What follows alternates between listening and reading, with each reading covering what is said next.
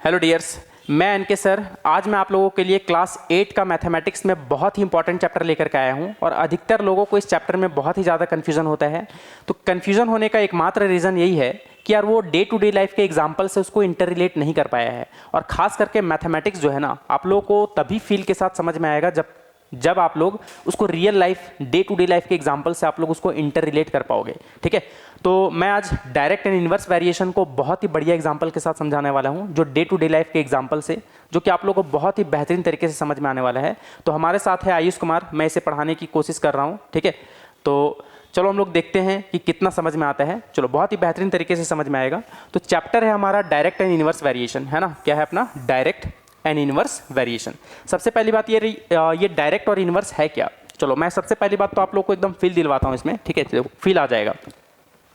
एक family member में एक बच्चा है जो बहुत ही अच्छा स्वभाव का इंसान है वो। ठीक है, तो अगर उसके पेरेंट्स बोलते हैं कि बच्चा टीवी मत देखो, तो वो टीवी ऑफ करके टीवी नहीं देखेगा।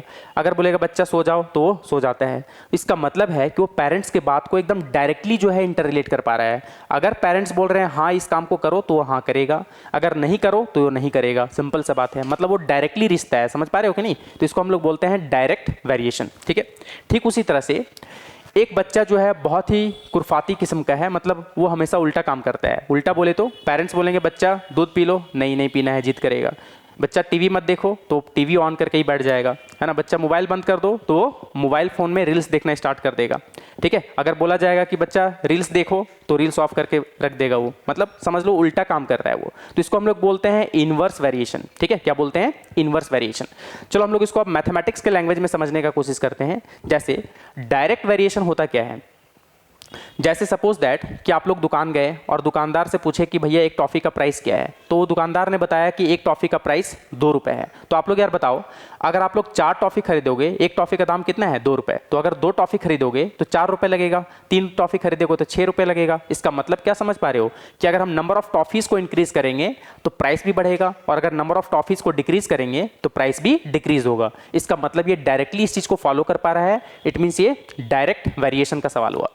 दूसरा चीज इनवर्स वेरिएशन क्या होता है। देखो इसका बहुत सारे एग्जांपल है, लेकिन मैं 2 एग्जांपल दूंगा। देखो इनवर्स वेरिएशन जैसे बच्चे वाला बताया कि अगर हाँ तो नहीं करेगा वो, नहीं तो वो हाँ करेगा उस चीज को। ठीक है, सिंपल। चलो मैथमेटिक्स के लैंग्वेज में इसको समझ लेते हैं क्या होता है इनवर्स वेरिएशन। जैसे सपोज दैट कि मुझे एक बिल्डिंग बनवाना है और मैं किसी को कॉन्ट्रैक्ट दे रहा हूँ, तो वो बोला कि अगर आपके बिल्डिंग में अगर 20 लोग मिल करके काम करेंगे तो 100 दिन में कंप्लीट कर देंगे। ठीक है, क्या समझे?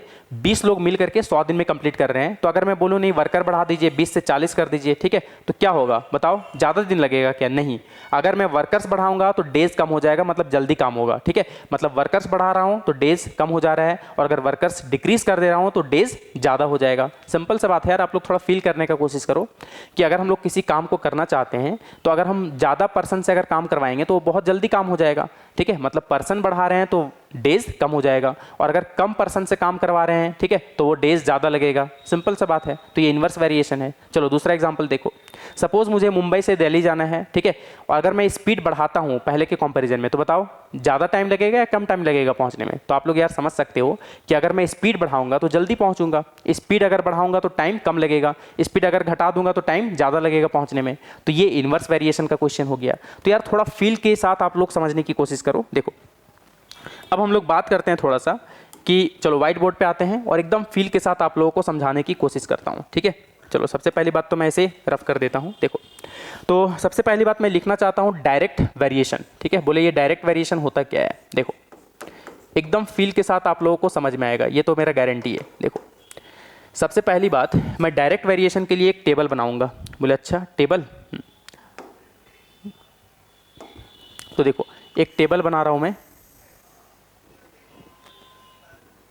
चलो ये टेबल है अपने पास। देखो अब इस टेबल में मैं क्या फिल करूंगा। देखो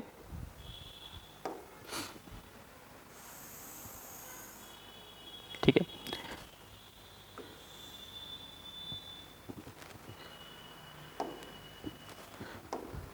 चलो देखो तो टेबल में मैं क्या फिल करूंगा, एक है अपना नंबर ऑफ टॉफीज़ और यहाँ पर मैं 3 वैल्यू लेना चाहता हूँ। ठीक है, देखो एकदम फील के साथ समझ में आएगा, बस इस टेबल को एक बार विजुअलाइज करो और समझने की कोशिश करो। पहला मैं ले रहा हूँ नंबर ऑफ टॉफीज़। ठीक है, क्या है अपना नंबर ऑफ टॉफीज़, जिसे मैं एक्स से रिप्रेजेंट कर रहा हूँ, और दूसरा है प्राइस।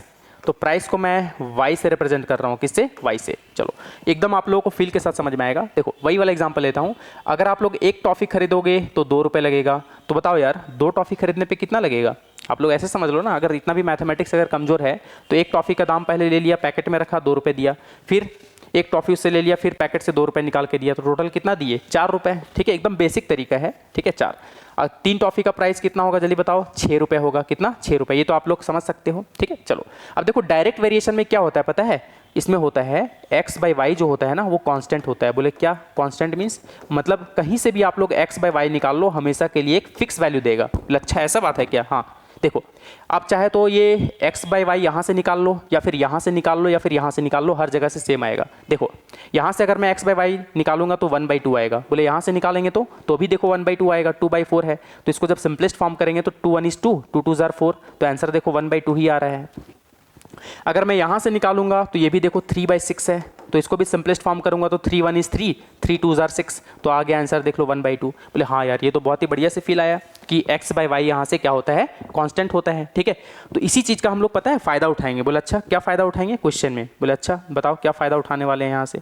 तो फ़ायदा उठाना तो सबको को पता होना चाहिए। देखो लाइफ में फ़ायदा उठाने आना चाहिए हर एक किसी को, चाहे वो पढ़ाई करो या फिर किसी भी चीज़ में हो। जब तक फ़ायदा ना हो तब तक कुछ वर्क करना भी नहीं चाहिए।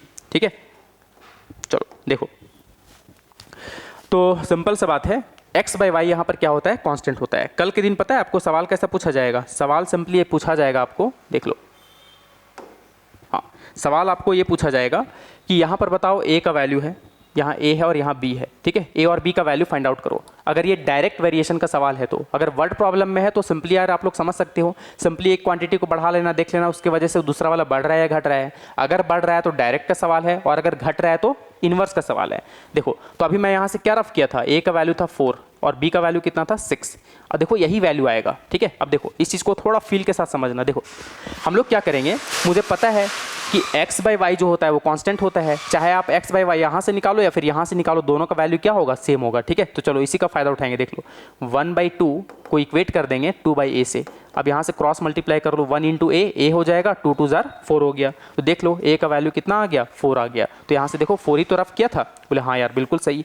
यहाँ से देख लो, चाहे यहाँ से इक्वेट करो या यहाँ से इक्वेट करो। देखो यहाँ से इक्वेट करो, यहाँ से भी कर सकते हैं या फिर यहाँ से कर सकते हैं, बट मैं बोलूँगा कि यहीं से करना है यार, जो क्वेश्चन में गिवन है। बोले क्यों, तो अभी थोड़ा देर में बताता हूँ। देखो 1/2 इज इक्वल टू कितना होगा, 3/b। देख लो 3/b, तो b का वैल्यू कितना आ जाएगा, b into 1, b is equal to 6। देखो इससे फ़ायदा क्या होगा ना, बोले तो यहाँ से भी कर सकते हैं, देख लो कोई दिक्कत नहीं, वहाँ से भी आंसर सेम ही आएगा b का। देख लो 2/4 इज इक्वल टू 3/b, तो 2b इज इक्वल टू कितना आ जाएगा, 4। देख लो 2b का वैल्यू कितना आ जाएगा, देख लो तो 2b का वैल्यू कितना आएगा, 2b is equal to 3 into 4। अब देखो यहाँ पर मल्टीप्लाई मत कर देना 12, क्योंकि यार मुझे पता है कि बाद में फिर तोड़ना ही है, तो जोड़ के तोड़ना बेवकूफ़ी होगा। पहले हम लोग तोड़ लेंगे जितना टूटेगा, उसके बाद फिर हम लोग उसको जोड़ेंगे। ठीक है, तो देखो पहले हमको पता है कि कटने वाला है यहाँ पर, तो क्यों जोड़ेंगे, फिर मल्टीप्लाई क्यों करें फिर। तो 3 इंटू 4 डिवाइडेड बाई 2, तो 2 से 4 कट गया 2 टाइम्स में, तो देखो b का वैल्यू यहाँ से भी 6 आया। तो चाहे आप लोग कहीं से भी इक्वेट कर लो, आंसर सेम आएगा। बट मैं बोलूँगा कि हमेशा जो गिवन वैल्यू है उससे इक्वेट करना। पता है क्यों, क्योंकि अगर हो सकता है कि आप लोग पहला वैल्यू को यहाँ से फाइंड आउट किए और a का वैल्यू गलत आ गया, अब दूसरा वैल्यू को निकालने के लिए आप लोग उसी से इक्वेट कर दिए, तो जो गलत वैल्यू आ गया फिर तो दूसरा वाला भी तो गलत हो जाएगा ना उसके वजह से। तो हम लोग अगर चाहते हैं कि कुछ मार्क्स मिल जाए एग्जाम में, तो वैसे भी एग्जाम में प्रेशर रहता है, तो बच्चा लोग थोड़ा बहुत गलती कर ही देते हैं। तो हो सकता है अगर इससे आप निकाले तो a का वैल्यू गलत आ गया आपका, लेकिन जब फिर वापस से इससे करोगे ना जो गिवन वैल्यू है, तो आपका चांसेस होगा कि b का वैल्यू आप लोग सही निकाल पाओगे। लेकिन यार गलत से ही अगर इक्वेट करोगे तो एकदम पूरा का पूरा आंसर ही गलत हो जाएगा। समझ पा रहे हो कि नहीं। चलो ये फायदा है। तो डायरेक्ट वेरिएशन में x बाई वाई क्या होता है, कांस्टेंट होता है। चलो हम लोग आते हैं इनवर्स वेरिएशन में। ठीक है, इसमें इनवर्स वेरिएशन। बोले अच्छा ठीक है यार, बहुत बढ़िया से समझ में आ गया। तो इनवर्स वेरिएशन क्या होता है, जैसा कि बच्चा वाला एग्जांपल दिया था कि वो उल्टा काम करता है। ठीक है, चलो तो फिर से मैं टेबल बनाता हूं। ठीक है, चलो तो ये टेबल है अपना।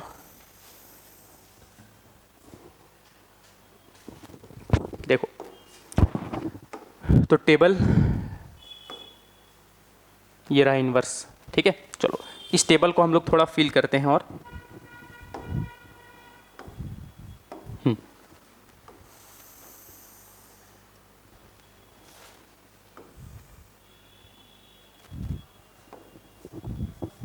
देखो, तो ये हम लोग टेबल लिए हैं, देख सकते हो। यहाँ पर भी कुछ वैल्यूज़ ले लेते हैं। चलो समझना, वही वर्कर वाला क्वेश्चन लेते हैं, ठीक है। चलो बहुत बढ़िया, समझ में आएगा।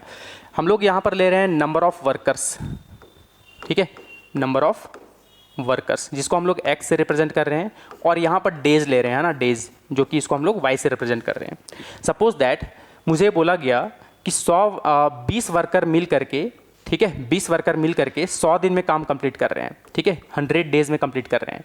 अगर मैं यहाँ पर ये मान करके चल रहा हूँ कि हर एक वर्कर का कैपेसिटी सेम है, मैथमेटिक्स में ये मानना होगा, नहीं तो यार जीवन में कभी नहीं सॉल्व कर पाएंगे मैथमेटिक्स, ठीक है। अगर सबका वर्कर का कैपेसिटी अगर अलग अलग ले ले तो फिर कैसे होगा, ठीक है। तो हम लोग यहाँ पर एक कंडीशन लेते हैं कि हर एक वर्कर का कैपेसिटी सेम है, ठीक है। बट रियल लाइफ में ऐसा होता नहीं है, बट मैथमेटिक्स को थोड़ा ईजी करने के लिए बोला गया है। देखो, अगर बताओ यार, अगर मैं 40 वर्कर कर दूँ तो क्या 200 दिन लगेगा? नहीं। अगर वर्कर बढ़ा दे तो डेज कम हो जाएगा, और सबका कैपेसिटी अगर सेम है ना तो 50 होगा। ये आप लोग फील कर सकते हो, कितना होगा? 50। कितना होगा? 50। चलो ठीक है। अगर मैं सपोज दैट, चलो 2 ही एग्जांपल से मैं समझाता हूँ। देखो ध्यान दो, अब समझो कि यहाँ पर इन्वर्स वेरिएशन में क्या होता है। इन्वर्स वेरिएशन में होता है x into y is equal to constant, है ना। X y is equal to constant होता है, मतलब दोनों का प्रोडक्ट जो है कॉन्स्टेंट बराबर आएगा। देख लो, यहाँ से x बाई वाई निकाल, सॉरी x इंटू वाई निकाल लो। देख लो 20 इंटू 100 कितना आ जाएगा, जल्दी बताओ। 2000 आ जाएगा। यहाँ से आप लोग निकाल लो 40 इंटू 50, देख लो कितना आएगा। 4 5 20 और 00, देख लो 2000 आ रहा है। इसका मतलब आप लोग समझ सकते हो कि इन्वर्स वेरिएशन में x into y is equal to constant होता है, और इसका हम लोग फ़ायदा उठा सकते हैं। बोले कैसे फ़ायदा उठाएंगे? कल कितना अगर इसका वैल्यू अगर गायब कर देना तो आप लोग निकाल सकते हो। बोले अच्छा, हाँ देखो, अगर सपोज दैट इसका वैल्यू a दे दे तो यहाँ पर क्या करेंगे, मुझे पता है कि इन्वर्स वेरिएशन का क्वेश्चन है, तो हम लोग क्या करेंगे, 20 इंटू 100 को इक्वेट कर देंगे इस वाले से, यानी 40 इंटू ए, और यहाँ से देख लो a का वैल्यू निकल जाएगा। तो a का वैल्यू कितना आ जाएगा, 20 इंटू 100 डिवाइडेड बाई 40। तो 0 से 0 कट गया, 4 का टेबल में 5, तो कितना आ जाएगा, 5 10 50। तो देखो a का वैल्यू कितना आ गया, 50 आ गया, देख सकते हो। तो यहाँ पर हम लोग 50 वाला ही वैल्यू को डिलीट किए थे, तो आप लोग समझ सकते हो। तो उम्मीद करता हूं कि डायरेक्ट और इन्वर्स वेरिएशन का आप लोग को बहुत ही बढ़िया तरीके से समझ में आया होगा। डायरेक्ट वेरिएशन में क्या होता है, x by y is equal to constant होता है, और इन्वर्स वेरिएशन में x into y is equal to constant होता है, ठीक है। तो आज के लिए इतना ही, थैंक यू।